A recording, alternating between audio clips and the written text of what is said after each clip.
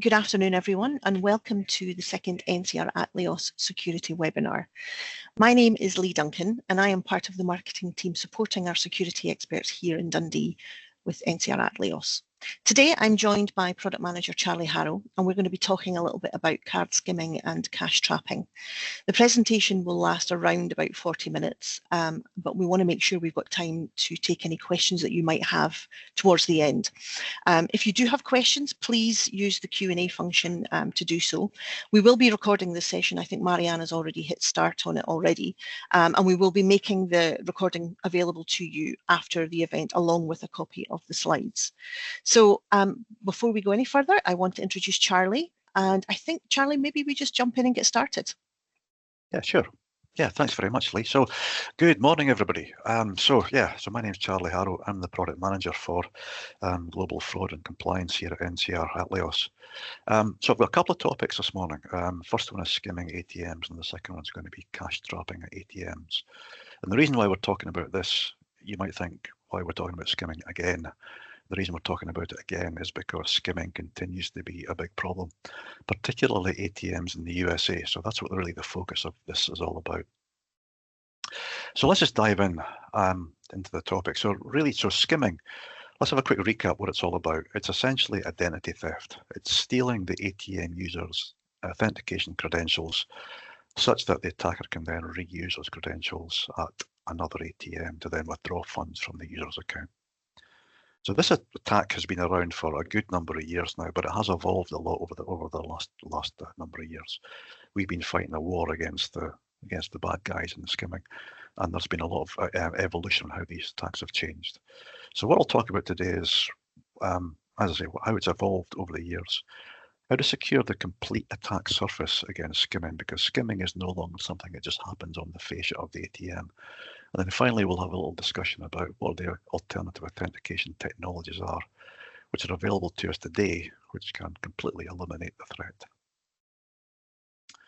So first of all, just a quick recap, what's card skimming? What's the definition of card skimming? So what this is all about is how you authenticate at an ATM. You authenticate an ATM by two mechanisms, something you have and something you know. Something you have is your bank card, something you know is the PIN. That's how ATM authentication began, and that's how largely it still continues today. Card skimming is talking about compromising that mechanism by stealing the data which is on the magnetic stripe of the bank card. So effectively, it's taking the data from the token, that's something that you know, and then copying that and then reusing it on a different token. The second part is that the PIN is also required. So the attacker also has to observe the PIN as it's entered into the ATM. And the most common way to do that today is using a PIN capture camera. So this attack's been around for a long number of years now. The picture I've got on the screen there is quite deliberately of an older ATM, just to show you the sort of vintage we're speaking about. On this ATM there, I've got circled in the two red circles. One is the PIN capture camera, which is above the display, and one is the skimmer itself, which is that entire bar which goes across the card slot and the receipt slot. So there's lots of different variations of skimmers, but that's essentially what it's all about, and that's what they used to look like. But if we wind forward a little bit and look at the entire skimming attack surface, over the next few slides, what I'm going to show you here is roughly about 20 years worth of skimming history in the ATM industry. So the attack surface now is essentially 6 different areas on the ATM. Number one, fascia skimming, which essentially was the picture I showed previously on that last slide.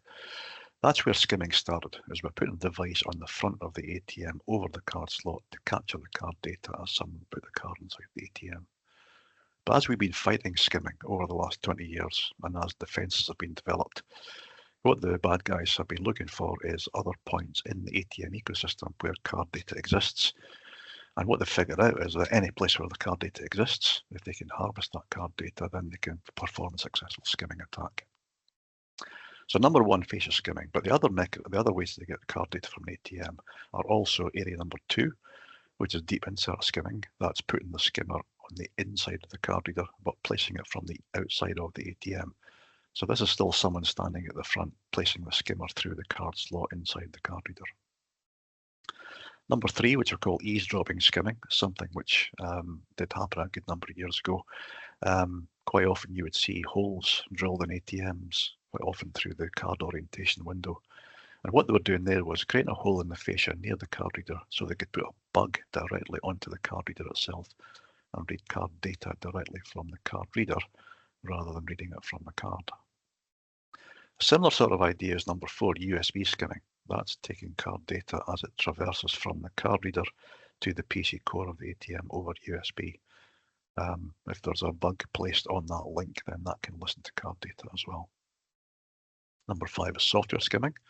The PC core has got to process the transaction, so it has to read the card data. It's got to take the card data, it's got to send the PAN down to the EPP to form the encrypted PIN block, and it's also got to use the data from the card to construct the transaction request up to the host. So that card data is swirling around inside that PC core. And finally, number 6, communication skimming, COM skimming. That's similar to USB, but this time this is placing a bug or a listening device on the communications between the ATM and the host, because card data must be on that transaction authorization request that goes up to the host. Now, it's fair to say in the last 20 years, we have seen real live attacks in every one of those 6 areas. Although some are more popular than others, and some have been closed off, I think it's fair to say now, but that's what the attack surface looks like. So when we speak about protecting against skimming at an ATM, it really means protecting against skimming in each one of those 6 areas. So pictorially, what it looks like is this. If you imagine this as a picture of an ATM, showing the card reader, the PC core, and the PIN pad. Where those 6 areas relate to would be, number 1 is the traditional fascia skimmers. There's a number of options there at the front of an ATM. And this is for a motorised card reader. The deep insert skimmers, they sit inside. And the red dot really relates to the point at which the card data is picked up on the device. The device might be bigger than where the red dot is, but that's where the card data is picked up from. Eavesdropping can be any place on the card reader where there's card data, so that's either on the read heads, on the cables, or on the electronics. USB is on that link between the 2 devices. Inside the PC core, obviously there's card data there, then finally on the end on the host communications. Number 5 and number 6 there, you can see I've got some additional things on the slide there, so they're not just speaking about just about skimming. Most of the attacks that we see today in the PC core on the external communications are more focused on jackpotting the ATM rather than on skimming, but you can do both. If the PC core software is not protected, if the host communications are not protected, then that ATM is vulnerable to both skimming and to jackpotting. Similarly for dip card readers, it's the same type of thing. The actual techniques that you would use are going to be different because the topology of the card reader is different. But the same 6 vulnerabilities exist on a dip card reader as well. So the same thing there, fascia skimmers at the front, deep insert skimmers also at the front. Again, the red dot's where the card data is picked up from. An actual deep insert skimmer would be sitting inside the card reader, but the read head sits towards the front where that red dot is. Eavesdroppers, again, from the read head or from the electronics. And then the last 3 are similar to unmotorized, the USB, the PC core, and the external communications. So they're about the same. I sometimes get asked if one type of card reader is more secure than the other in terms of dip versus motorized, and the answer is really no, especially not from a skimming perspective. The same 6 areas of attack surface exist on motorized as they do on dip. I think the one big advantage a dip card reader does give you, though, is that you can't do things like card trapping on a dip card reader because the user always has access to the card. The other thing you can't do on a dip card reader is you can't capture cards. So that's maybe a plus and a minus. Sometimes there may be legitimate reasons why you might want to capture a card, so you can't do that with a dip card reader. But the flip side is if you do capture a card, then you need to manage those captured cards. So that task doesn't exist with dip card readers. But looking at this from a skimming perspective, they're pretty much both the same. What about solutions? There are solutions for all 6 of those areas. So this shouldn't be a surprise because, as I say, we've been fighting this fight for a long time now. So maybe do this in reverse order or out of order. So number 3 and number 4, those 2 attacks, so eavesdropping skimming and USB skimming, this is areas inside the ATM where we've had protection we at NCR Atleos have protection by default now since around about 2016, 2017. This is when we introduced a couple of things to the card readers. One, we made the card reader tamper resistant by adding epoxy resin over any electrical node which has card data on it, so you can no longer place bugs onto the card reader. And this has been default for a number of years now. Similarly for USB skimming, we started encrypting that USB ever since the release of the Actra XFS 6.06 platform. So that was a Windows platform back in the teens. So that's been there for a number of years as well. So we rarely see any sort of skimming attacks using eavesdropping or USB anymore. For number 5 and number 6, as I said, the logical security guidance that we give now to protect against jackpotting, that will also protect you against any form of skimming either in the software or on the communications back to the host. And if you listen to my colleague Derek Henderson's webinar from a couple of weeks ago, Derek went into a lot of detail because we do see a lot of logical attacks in the USA right now. To be fair, they are all focused on jackpotting rather than skimming, but as I say, the same vulnerabilities there. If you're not protected against software skimming, if you're not protected against communication skimming, or sorry, if you don't have protection on those areas, then you're equally as vulnerable to skimming as you are to jackpotting. That leaves fascia skimming and deep insert. So fascia skimming, that was the, as I say, that was the original, or that's where skimming all started. So this is where the original skimming solution started as well. So at NCR, we had a solution, well, we have a solution called SPS, the Skimming Protection Solution. And that was released way back in 2012. So that's a mature solution now. It's been out there for a long time. Everyone's pretty familiar with SPS. Almost every ATM we sell has an SPS on it now. So fascia skimming has been protected on NCR ATMs for quite some time. But the one thing I do want to talk about today in a bit more depth is this topic of deep insert skimming. This is where we've had to release some new solutions because this is where the bad guys have been rolling their sleeves up and thinking about new ways to skim ATMs, and they figure out the deep insert is where they haven't, probably up until now, really made hay in this area. And they've been using new technology to really exploit the insides of the card reader. And what that means is that NCR Atleos, we've released some new solutions, both for motorized and for card readers, to prevent deep insert skimming. For motorized card readers, the solution is the skimming surveillance solution, which is a hardware add-on for the motorized card reader. So it's not a new card reader, it's an add-on to the card reader. And what that does is that adds a USB camera into the card reader, which can see the insides, the internal workings of the device, and it can spot when there's a deep insert skimmer inside the card reader. We then link that back to some image recognition software, which can automatically detect the deep insert skimmer. That then can send an alert through the existing anti-skimming channels, which can then automatically take the ATM out of service and or send alerts. It's a similar picture for dip card readers. So what I've spoken about in terms of eavesdropping and USB skimming is the same. For software skimming and comm skimming is the same. For fascia skimming, we've also got an SPS for dip card readers. This is something that we've just refreshed though. So from this year, we now have what we're calling the dip SPS 2. Maybe not the most imaginative solution in the world, but or name in the world, but it does give you some idea of the generation. So this is our second generation version of SPS now available for dip card readers. It does the same as the old version of dip SPS, it does it better. It's got more modern electronic components on it, so we've got a little bit more longer life cycle on it. It's a little bit more resistant to things like false alerts. And it's also got better range on it as well, so it can detect a wider range of skimmers. But the other thing, and again, this is where the focus is going to be, it's on deep insert skimming. So for deep insert skimmers for dip card readers, again, we've got a new skimming add-on, which is the tamper detecting card reader. Now, this is a new dip card reader. It's not an add-on for the card reader, it's a new whole card reader in itself. And what this card reader has inside it is dedicated sensors that are there to detect deep insert skimmers. And does the same thing as the SPS does. It can send an alert when a skimmer is detected to take the ATM automatically out of service. Now, the reason why I say this is an add-on rather than there by default is because although the hardware is now there by default, and we've been shipping this new TDCR for a good couple of years now, so every new ATM from NCR now comes with a TDCR by default. But in order to enable this new functionality, you do need an add-on to the XFIS platform or an upgrade to the XFIS platform software to get this new functionality. So there is something extra you have to do to get this functionality. So looking at the protection profile pictorially, going back to motorized card readers, so this is where they all fit. So SPS knocks out the red dots at the front. Skimming surveillance solution knocks out the red dot in the middle.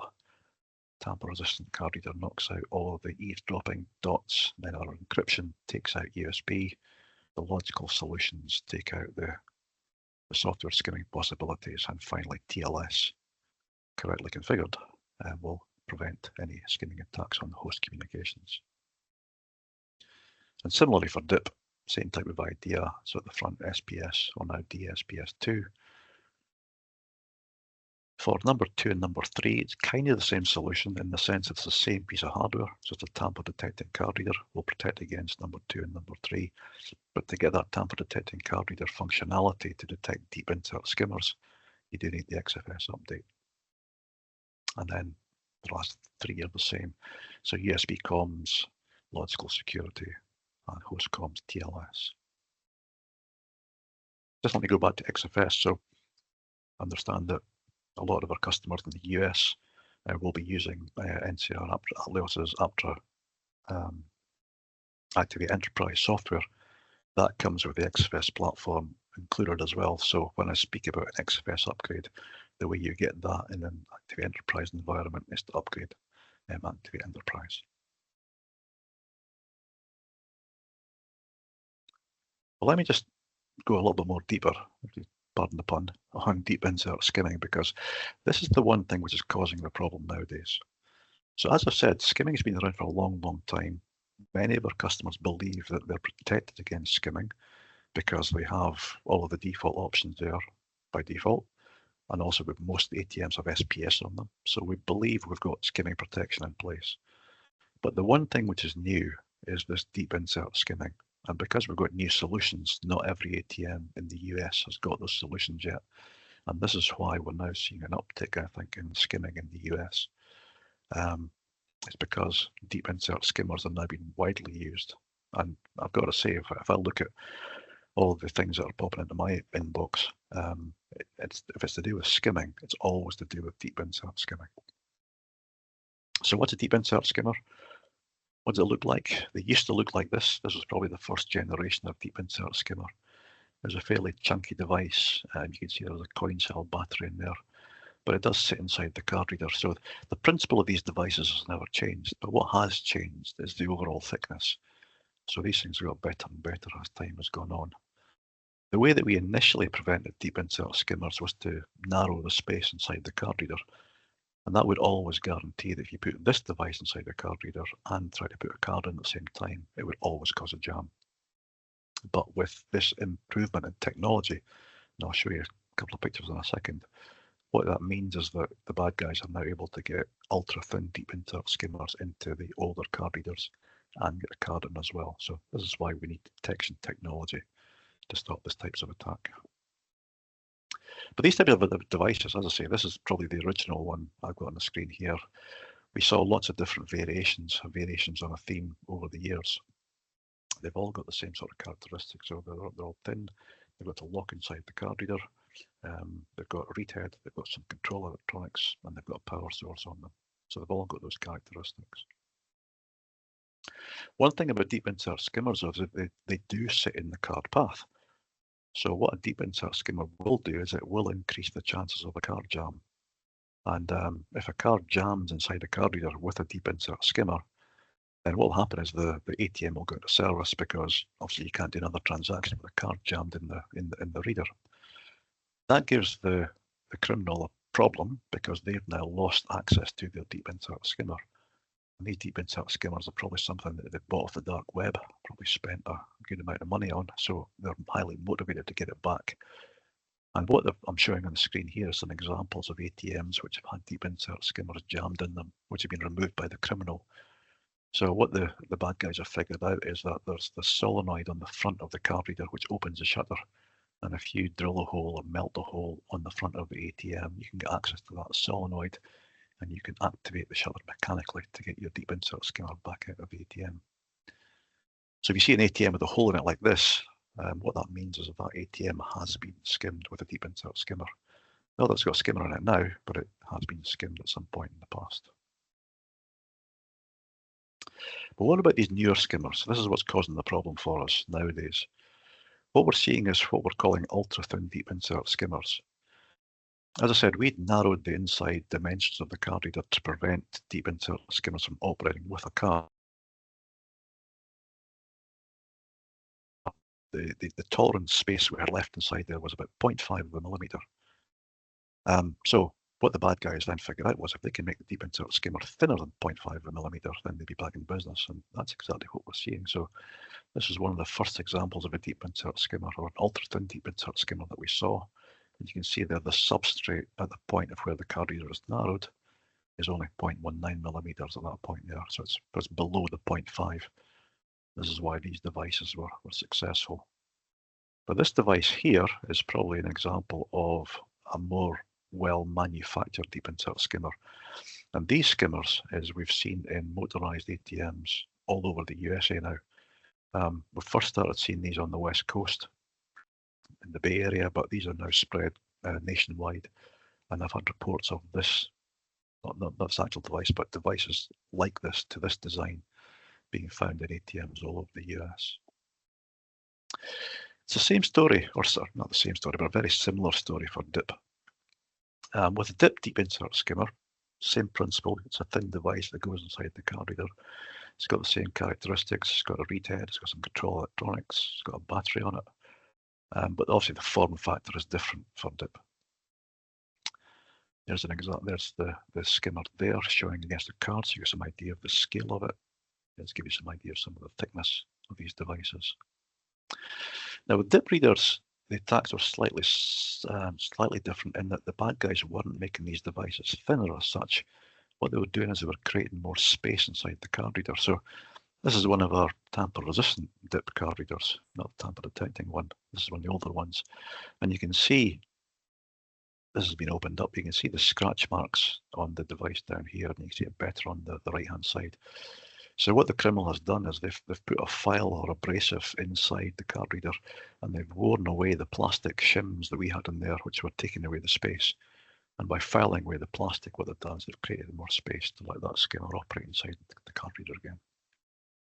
So what that means is for both DIP card readers and for motorized card readers, this idea of using passive techniques to prevent a deep insert skimmer from operating has been superseded by the criminals. So this is why we need tamper detecting or device detecting technologies now to actively detect when there's a skimmer inside the card reader and send an alert. Now, the second part of a skimming attack is you need the PIN as well. So the PIN is almost always obtained by use of a PIN capture camera. So the other ways to do it would be either through shoulder surfing or using maybe something like a fake PIN pad, a PIN pad overlay. These are fairly rare because they're not very efficient. Shoulder surfing, the bad guy's got to stand nearby, and the fake PIN pads, they don't feel right, so users quite often can notice a fake PIN pad or a PIN pad overlay on the ATM. PIN capture cameras, on the other hand, are almost always totally invisible to the average ATM user, and camera technology has come on leaps and bounds over the last few years. Cameras are now very high quality, they're now very small, and they're highly available. So it's very simple for the bad guy to make a PIN capture camera that can be hidden on an ATM. On 80 series ATMs, we've now seen these in a number of places. So here's some examples. So there's one there stuck on the side of the wall adjacent to the PIN pad. This one here is also on the side adjacent to the PIN pad, but in this case, rather than a small device, this one is actually, it's huge, it's quite enormous. So that covers the whole side panel of the ATM just to hide that covert camera. So sometimes you think of these fraud devices getting smaller and smaller and smaller, but sometimes the best way to hide it is to make it bigger and bigger, make it blend in with the rest of the ATM. But other examples is hiding cameras in the collar of a drive-up ATM, hiding it in the consumer awareness mirror on top of the ATM, hiding it on or just a fake, what looks like a fake decorative bar at the top panel of the ATM. So all of these ideas, they're to put something on the ATM which doesn't look out of place to your average ATM user. And it would take a real ATM geek, I think, someone like an ATM spotter, someone who knows ATMs intimately before you would spot when these devices on an ATM. But even people who are very well versed in looking at ATMs can sometimes be fooled. This couple of examples here shows someone putting what's now become a very common PIN camera on the 6684. And what they're doing here is they're hiding the camera in the space between the collar and the fascia, and they're hiding it right inside that light bar. And by doing that, when the task lights are on, then you really can't see anything untoward up there. So there's the device there. So it's a long device, but it's very thin. And it goes up, as I say, in between the gap between the collar and the light bar. This picture is when the lights are turned off, so you can see it there, but you can imagine when the lights are on, that would be impossible to spot. And sometimes the only indication that there's something wrong with the ATM is if you can see some slight damage to the collar, but your average ATM user, or even the unaverage ATM user, would be unlikely to spot something like this.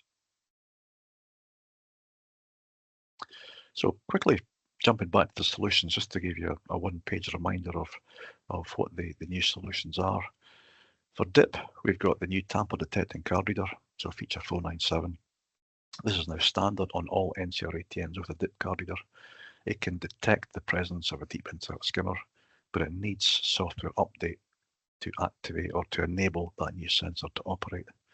That's either available as an XFS upgrade or an Activate Enterprise update.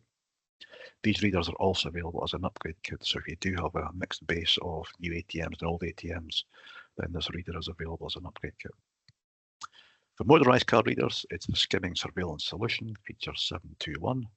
Again, that can also detect the presence of a deep insert skimmer. The way the two solutions work, they're completely different. The skimming surveillance solution uses a USB camera with image recognition software, whereas the DIP uses more of a mechanical solution. It's a displacement sensor we have inside the DIP card reader. Both solutions, though, do require software upgrades.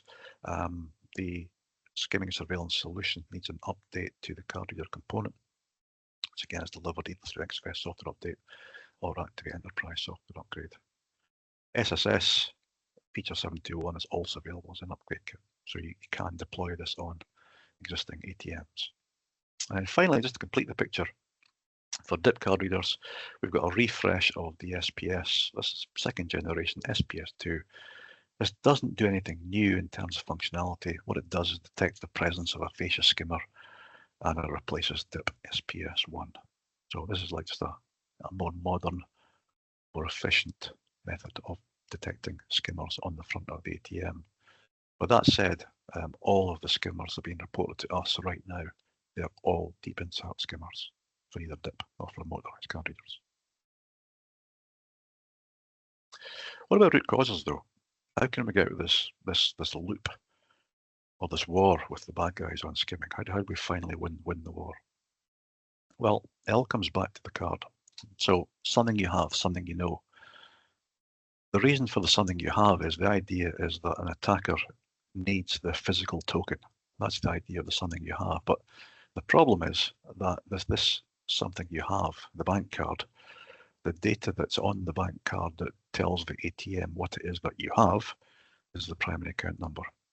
And that's what's also encoded on the magnetic stripe on the rear of the card. That's static data. It's the same every time you use the card. It never changes. So as an attacker, all I have to do is get that information, copy it onto a card, and therefore I've cloned your something you have.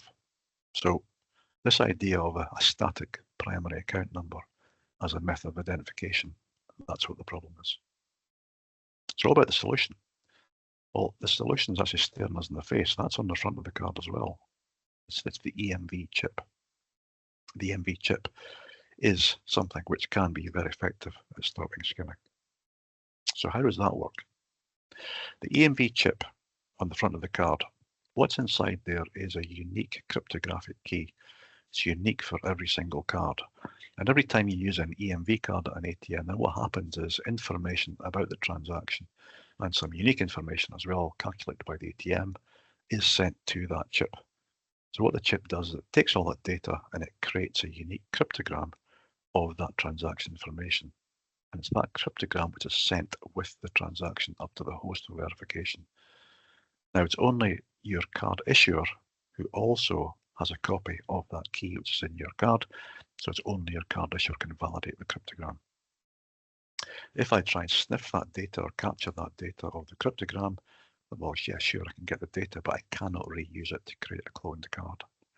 The information I would need to create a cloned card is the key, but that key never leaves the card. It's never accessible by any reading device, so therefore I can't create a clone. So EMV is highly effective against skimming. But there's always a but with these things.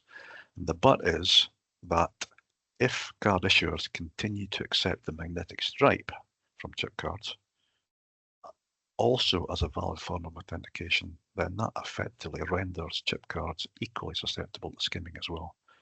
Because regardless of there being a chip on the front of the card, if I can still skim the mag stripe, and if that skimmed mag stripe data can still be used at an ATM, then the chip card has done absolutely nothing to prevent skimming of that card. And this is what's known as fallback. So the idea is if the chip transaction fails, then I can fall back to use the magnetic stripe.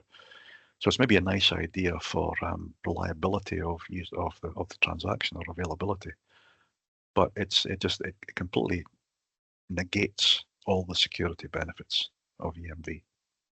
So this is what the problem is. Now, one data point is that we know that fallback is actually routinely blocked in Europe. Another thing we know is that skimming is almost eliminated as a valid form of attack in Europe. The main countries where I'm seeing reports of skimming coming from nowadays is primarily the United States, also in some other countries which still do use magnetic stripes, so areas like the Middle East, Australia, Africa.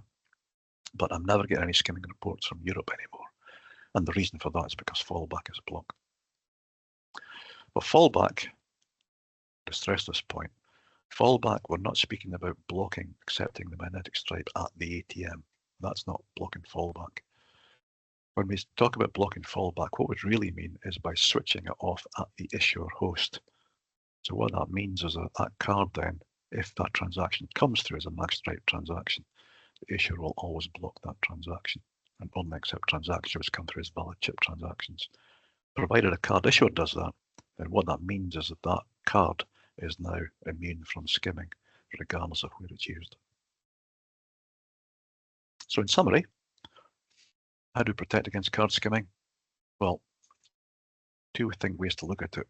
So tactically, and this would be for acquirers mainly, is magnetic stripe protection must be deployed at all 6 areas of the skimming attack surface that I talked about at the beginning of this presentation. That's what protecting against skimming means. And right now, the one area where we're lacking is on deep insert skimming. And that's just because these solutions are new, so they're not properly propagated out in the marketplace yet. So that's where the bad guys are making hay at the moment, because that's the one area which is unprotected. But the second point is this: we do also need to be prepared to update protection as new technology enables new attacks. So it's sometimes difficult to predict where the next attack will come from, but what we can say for certainty is that technology always improves, and never gets worse, always improves. So there may be some new technology which is just around the corner, which is going to facilitate a new attack which we're not protected against. Then that means developing a new solution, deploying a new solution, rolling it out, and all the rest of it. So this is potentially a never-ending war, provided that magnetic stripes are continued to be used. More strategically though, and this is one for card issuers, not for acquirers, for card issuers, really the power rests with the card issuer to eliminate the problem by simply, by refusing to accept the magnetic stripe as a valid form of authentication for domestic ATM authentication. Provided issuers do that, then that protects that card against skimming. And one last thought, contactless EMV, that's also a mechanism to protect against skimming at ATMs because contactless EMV has all the same benefits as contact EMV in that you get the unique cryptogram per transaction. But because you're not putting the card inside the ATM, then the ATM is never getting access to the magstripe data, so therefore a skimmer can't get access to it either. So contactless EMV is also another way to do it. But that's the story of skimming. So I've got a few minutes left, so I want to quickly run through this next topic, which is also for awareness, which is cash trapping at ATMs. Now, here we go again, another old slide, because cash trapping is not new either. This has been around for a number of years, but what's different now is that the scale of cash trapping has changed. And similar to skimming, the reason why it's changing is because technology is changing. So what's cash trapping? External cash trapping. It's the idea of putting a fake external shutter on the front of the ATM. So what then happens is that when someone comes to use the ATM and they withdraw some cash, the ATM is going to dispense cash as normal. But because they've got this fake shutter on the front, the user will be fooled. They will think that the ATM has malfunctioned and cash has not been dispensed. But in reality, cash has been dispensed. It's sticking out the front, and quite likely these cash traps have got some mechanism to hold on to the money so the ATM can't withdraw it back inside the ATM. So that's what a cash trap is. So again, another old picture.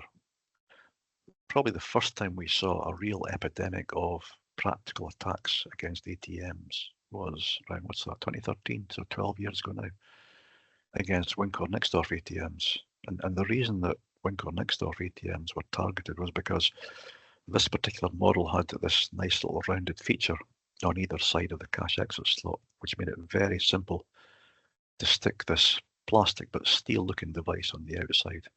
And Wincore had a plain steel shutter on their ATM. So it was quite easy for the criminals to make this quite convincing looking trap to stick on the outside of the ATM. And the idea would be that they would put maybe some powerful adhesive on the back of that device, and what that would do is that would stick the money to it. Now, time has moved on, so we're no longer in 2013. So what's happening today and what's different today? So one thing which is different today is that technology has improved and criminals now have access to technology which wasn't there before. And for cash trapping, the important technology here is 3D printing. So on the top left of this slide, you can see a couple of pictures of a couple of cash traps for an NCR 30 series ATM. Now, our 30 series ATMs, they had this quite, how can I describe it? Elaborate, fancy cash exit. Something not straightforward to counterfeit unless you have a 3D printer. If you've got a 3D printer, then it becomes a lot more simpler to counterfeit what our cash exit looks like. And you can see there are two cash traps for a 30 series ATM. Also, bottom right, a similar idea, and that was not quite so good. Another way of cash trapping is to put, you can see in the middle there, the gold ATM, that's a Wincore ATM with a lip on the bottom to stop you putting a cash trap on the outside. Criminals figured out they could put this hanging flap on the bottom of the lip, and even that would then catch the cash on the way out. So they're quite inventive. But what's happening now? What's happening now is that in the USA, again, we're now starting to see attacks on drive-up ATMs on our 80 series of ATMs. So this is an example of a drive-up 6684 with a cash trap on it. That metal bar along the front, which is covering both cash slots, is the cash trap. This is what it looks like when it's taken off. And you can see there on the right-hand side of the trap, there's some money stuck to the inside of it. So you might ask yourself, well, why have they made the cash trap cover both slots rather than just one? Because you can see now on this one that's a deposit slot on the left-hand side, and cash comes out the right-hand side. The reason for that is because if you make the cash trap go along the whole width, if I jump back a slide, then it makes the thing look more convincing, more difficult to spot on the ATM.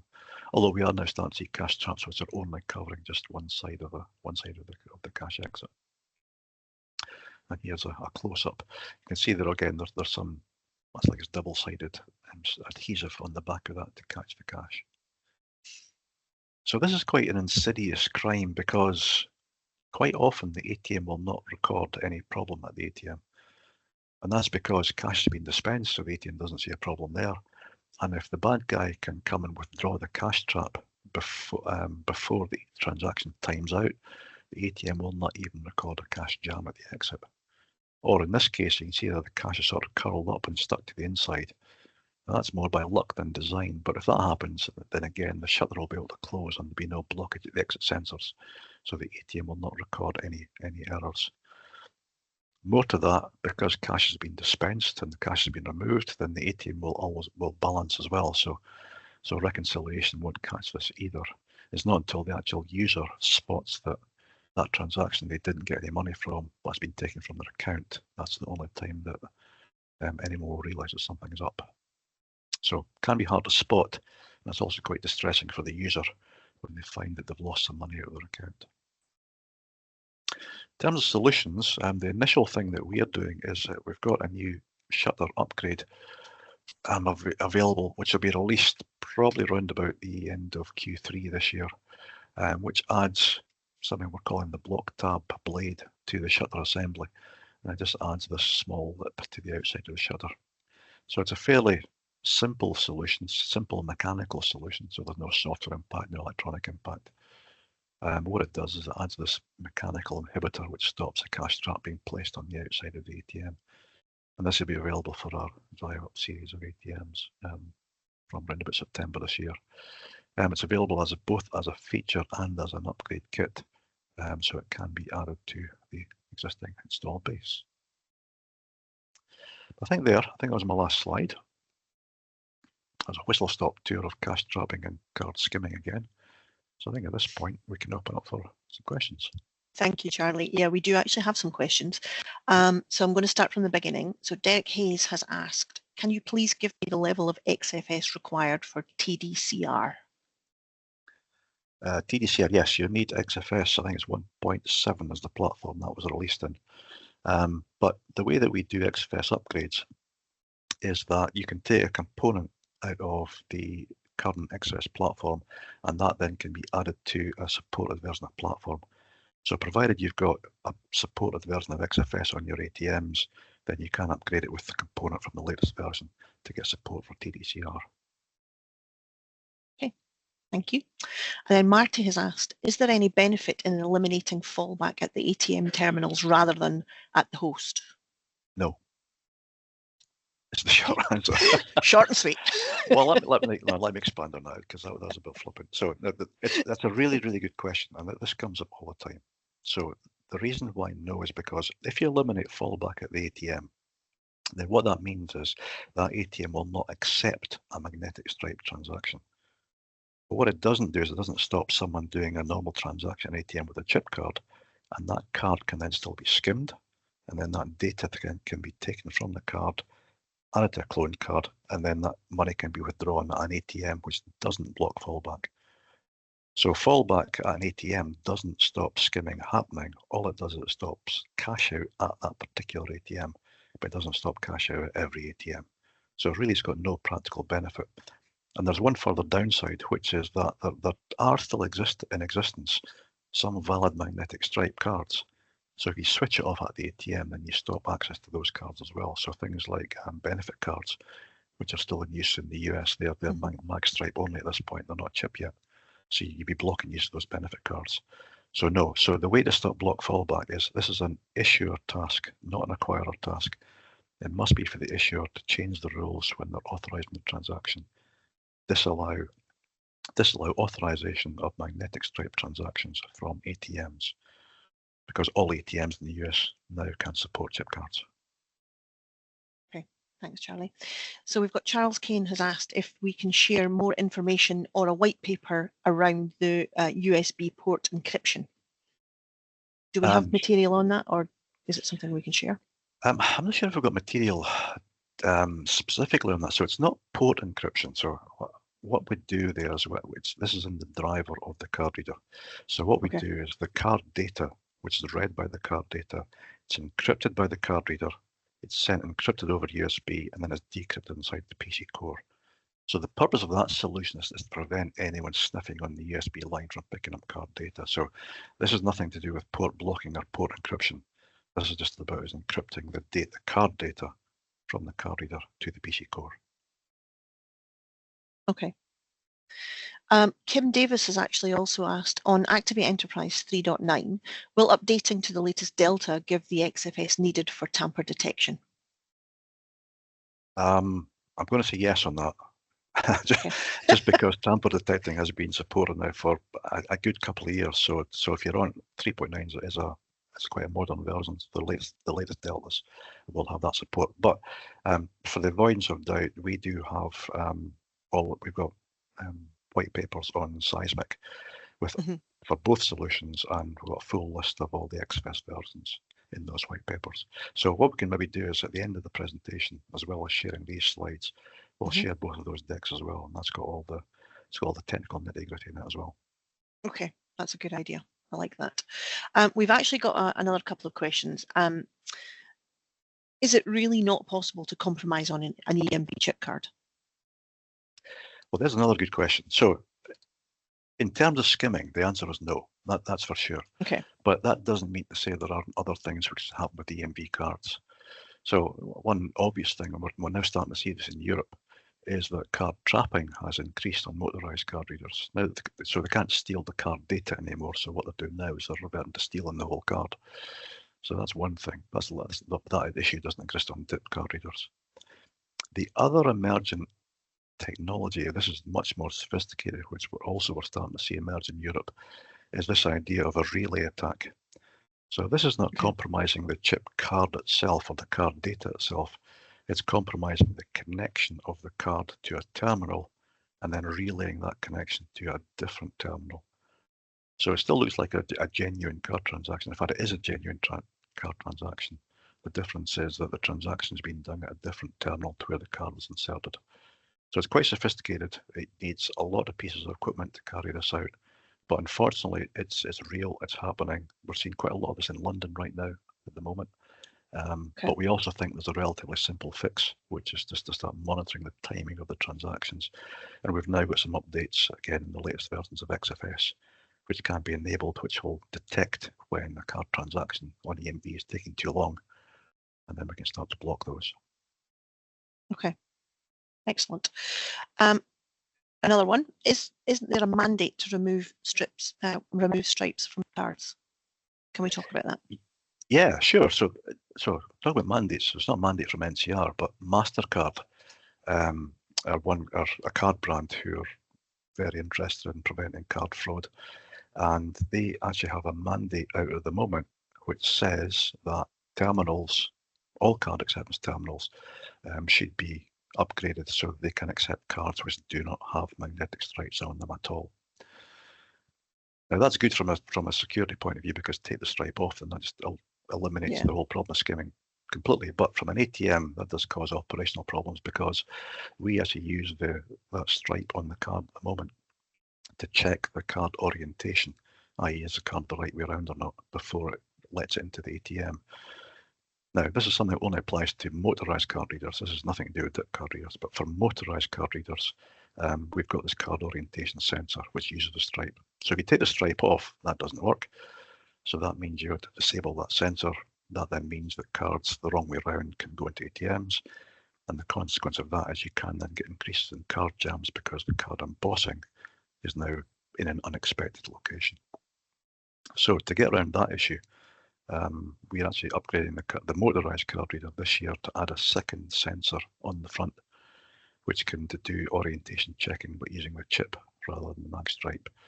So it can accept both types of card in the right orientation.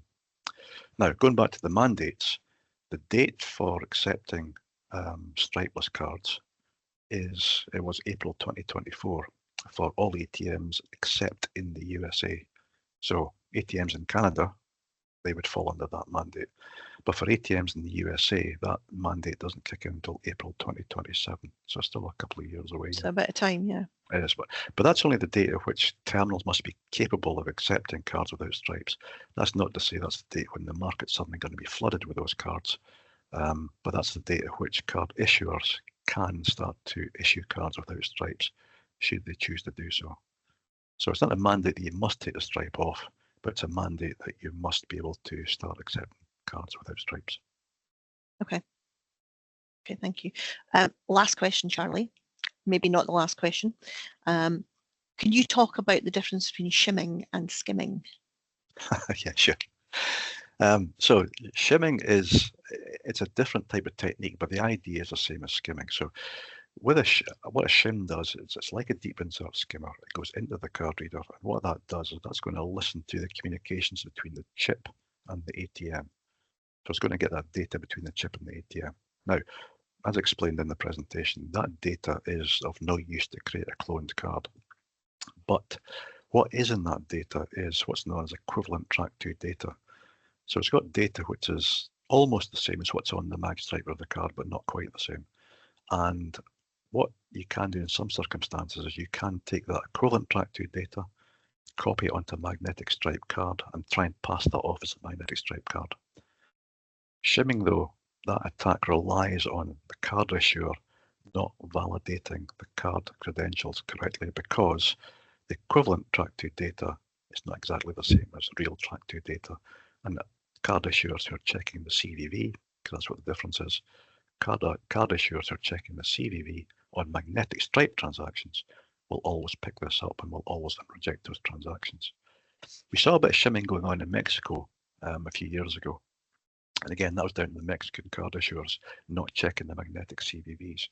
I think the idea was they felt that magnetic stripes were insecure, so they put all the security on checking the EMV transactions, but didn't think about going back and checking the mag ones. But as I say, provided issuers check the CVVs on magnetic stripe transactions, assuming they're still accepting them, then shimming isn't a problem. Okay. So that actually concludes all of the questions that I can see. And with that actually completes our second webinar in the series. So I want to thank everyone. Charlie, thank you for sharing that deck. That was really insightful. I want to thank all of you for your time today. We will make this recording available to you all. Please do make sure you join us in 2 weeks. Charlie will be with us again, and we're going to do our third webinar around PCI compliance. And we'll actually put a link in to register in our follow-up email from here. So you will get an email with the recording and the thank you for joining. And we'll actually put a registration link in that email to make sure you have this in your calendars for 2 weeks' time. So again, thank you again for all of your time, and we'll see you next time. Thanks, everyone. Thanks, everyone. Bye-bye. Bye.